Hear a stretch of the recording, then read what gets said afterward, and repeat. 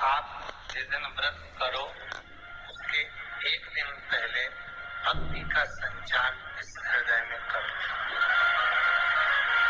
भक्ति का संचार इस हृदय में कर लीजिए। जिस दिन आप व्रत करो, जैसे एकादशी का व्रत कर रहे हो तो दशमी के दिन शाम का समय जब आवे, रात्रि जब होने लगे, शाम का समय आवे और रात्रि का आप जब भोजन ग्रहण करो तो उस भोजन में कोई ऐसा पदार्थ ग्रहण मत करिए जिस पदार्थ के कारण आपकी एकादशी बिगड़ जाए। एकादशी का दूसरा नियम बहुत ध्यान से सुनिएगा। जिस दिन आपकी एकादशी का व्रत हो उस दिन प्रयास करिएगा कि अपने हाथ से किसी भी वृक्ष की कोई पत्ती टूटे ना। अपने हाथ से किसी भी वृक्ष की, पौधे की, किसी भी वृक्ष की पत्ती अपने हाथ से ना टूटे। बहुत ध्यान दीजिएगा महाराज। एकादशी का ये दूसरा नियम है कि अपने हाथ से किसी पौधे की, किसी वृक्ष की, किसी डाली की कोई पत्ती ना टूटे, इसका प्रयास करिए। यहाँ पर तीसरे नंबर का जो, चौथे नंबर का जो उपाय बताया है, उपवास करने का जो नियम बताया, उसमें वर्णन किया। एकादशी के दिन अगर आपका व्रत है तो आप भूलवश भी डब्बे में रखी हुई रोटी गाय को ना देते हुए कुछ थोड़ा सा फलहार, कोई केला, कोई सेब, जो आप खाते हो, अंगूर, पपीता, जो आप ग्रहण कर रहे हो, उसका थोड़ा सा भाग आप गाय को प्रदान करो। आप गाय को दीजिए। रोटी ही दी है, डब्बे में से निकाल के ले गई, गाय आई है, रोटी देना देव मना नहीं। बाकी के दिन आप आपके बेटे से कह दो रोटी दिया बेटा जा, और आप अपने हाथों से, आपका व्रत है तो आप फलहार आप कर रहे हो तो फलहार का हितान गौ माता को दीजिए। पांचवा वर्णन किया चतुर्थ भाव में, बन सके जितना एकादशी के दिन भगवान का ओम नमो भगवते वासुदेवाय का जाप करें या अपने गुरु मंत्र का स्मरण करें, चाहे जो मंत्र आपके हृदय में समाहित हो। श्री शिवाय नमस्तुभ्यम, ओम नमः शिवाय, राम कृष्ण शिव, जो मन पड़े उसका भजन करें, पर दिल से करें। जितनी देर करते बने उतना देर। माला पकड़ने की भी जरूरत नहीं कि माला पकड़ के बैठो, तो घट की जिब्या से जप लो, नहीं जी वही उतना में पूरा हो जाए। वही बोल। पांचवा नियम कहा, जिस दिन आपका व्रत रहे किसी निंदक से बात ना करें। निंदक जानते हो, भाई दूज के दिन, दिवाली की जो भाई दूज होती है ना, होली दिवाली की जो दूज होती है, उन्हें ऐसा गोबर का भाई दूज बनाते हैं और पास में चुगलखोर भी बना है और चुगलखोर के ऊपर तो भाटा धर रहे हैं, पत्थर। अब तुम्हारे उधर रखे कि नहीं रखे हमें नहीं मालूम रहे हो, जितने आस्था पे सुन रहे हो, पर हमारे इधर तो ऐसा रहता है, गोबर का भाई बहन बनाए और उसकी पूजन करे, उसके पास में गोबर का चुगल चोर भी बना है, उसके ऊपर बाटा। कथा वर्णन कर रही है, निंदक से बात ना करें। मान लो किसी ने आकर आपको निंदा कर भी दी तो तुरंत सूर्य नारायण भगवान का दर्शन करें और 3 बार उनका दर्शन कर कर नेत्र बंद करें, तब जाकर वो निंदा जो अंदर गई है, अंदर पवित्रता प्रदान करेगी, तब जाकर एकादशी का व्रत लगेगा। पहले तो प्रयास करो, अगर जो निंदा करने आता है ना तो उसको उस दिन एकादशी वाले दिन दरवाजे पे लिख दो, जीव की हत्या ना करे। अगला नियम है, अपने द्वारा जीव की हत्या ना हो, प्रयास कर, किसी को कष्ट ना हो।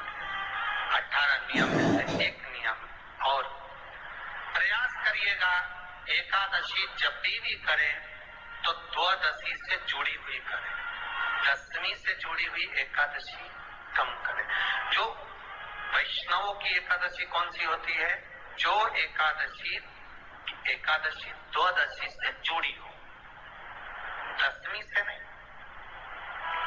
दशमी से जुड़ी हुई एकादशी व्रत कहलाती है और द्वादशी से जुड़ी हुई एकादशी पुण्य फल प्रदान कर कर वैष्णवों के भगवान के चरण में छोड़ आती है।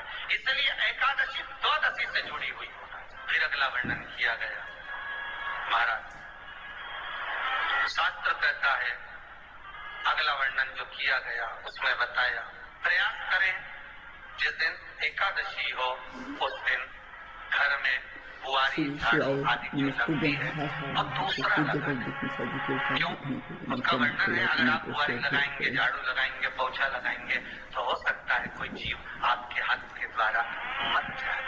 क्या करोगे?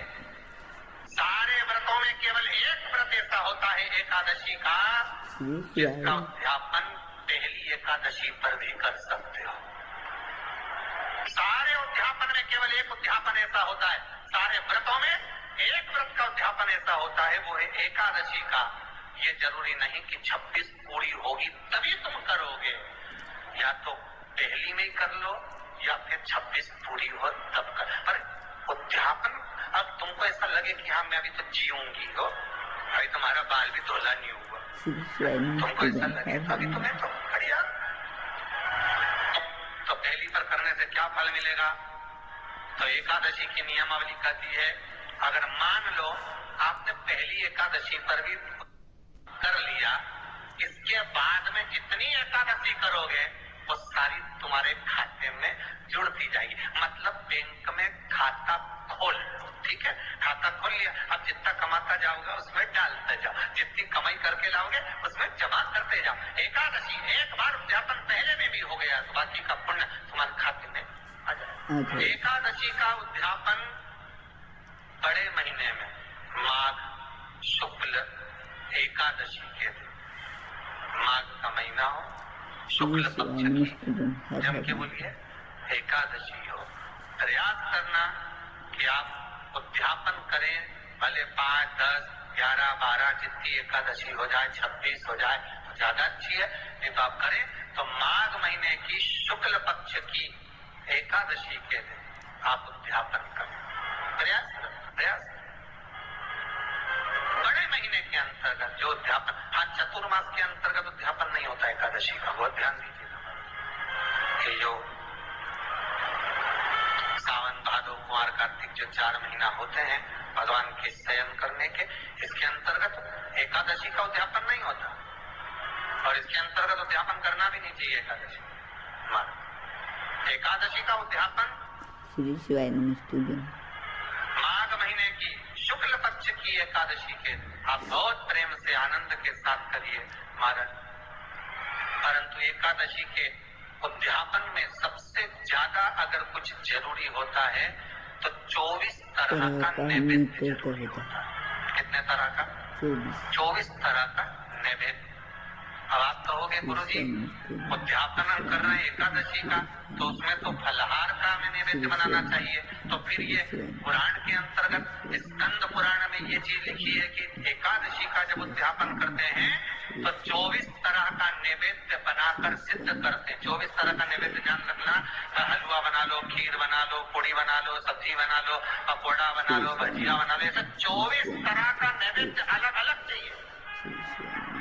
तो लोग क्या करते हैं, खोपरा पाक बनवा लेते हैं 1-2 किलो और 24 जगह रख देते हैं। 24 तरह का नैवेद्य रखा जाता। एकादशी के दिन भगवान का पूजन का पूरी तैयारी कर कर मंडल आदि बनवाकर, विद्वान ब्राह्मण को बुलाकर, कर्मकांडी ब्राह्मण को बुलाकर जो भगवत सेवा में एकादशी का उद्यापन कराए, उन ब्राह्मण के चरणों को नमन कर कर, प्रणाम कर कर एकादशी का पूजन करवाइए, और उस मंडल की पूजन कराकर हवन द्वादशी को कराइए, एकादशी को हवन नहीं। एकादशी के उद्यापन का जो हवन होता है वो द्वादशी।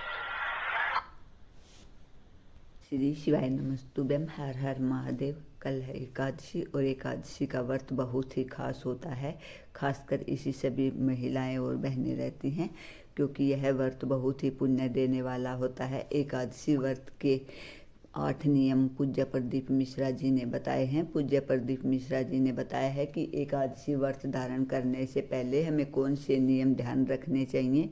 पूज्य प्रदीप मिश्रा जी ने कथा में बताया है कि एकादशी के व्रत से पहले दिन से ही हमें दान पुण्य शुरू कर देना चाहिए, और इस बात का ध्यान रखना चाहिए कि हमारे हाथों से किसी जीव की या किसी वृक्ष की कोई पत्ती ना टूटे।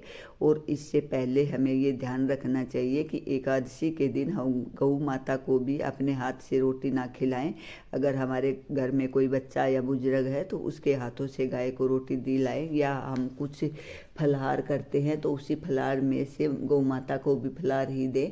पूज्य प्रदीप मिश्रा जी ने बहुत ही अच्छी और अचूक बातें एकादशी के बारे में बताई हैं। पूज्य प्रदीप मिश्रा जी ने बताया है कि जो एकादशी द्वादशी से जुड़ी होती है वो एकादशी करने से हमें पूर्ण फल मिलता है, और एकादशी का व्रत अगर हम एक कर भी उद्यापन कर देते हैं तो बाकी एकादशी का फल हमारे खाते में जुड़ता जाता है। अगर आपको वीडियो पसंद आई हो और पूज्य प्रदीप मिश्रा जी के उपाय और कथा सुनना चाहते हो तो उसके लिए मेरे चैनल को लाइक, कमेंट और फॉलो जरूर करिएगा। मेरा चैनल है धार्मिक वीडियो। पूज्य प्रदीप मिश्रा जी ने एकादशी के बारे में बातें बताई हैं, वह बहुत अच्छी और अचूक है। पूज्य प्रदीप मिश्रा जी ने बताया है कि अगर हम एकादशी के दिन किसी अपने घर के बड़े को पीले रंग की चीज़ें दान में देते हैं, जैसे पीली दाल है, सरसों के फूल है, या पीले रंग का फूल है, गुड़ है, कोई भी, तो उससे हमें बहुत फायदा होता है और हमारी मनोकामना पूर्ण होती हैं। श्री शिवाय नमस्तुभ्यम। हर हर महादेव। लाइक, कमेंट और शेयर जरूर करें।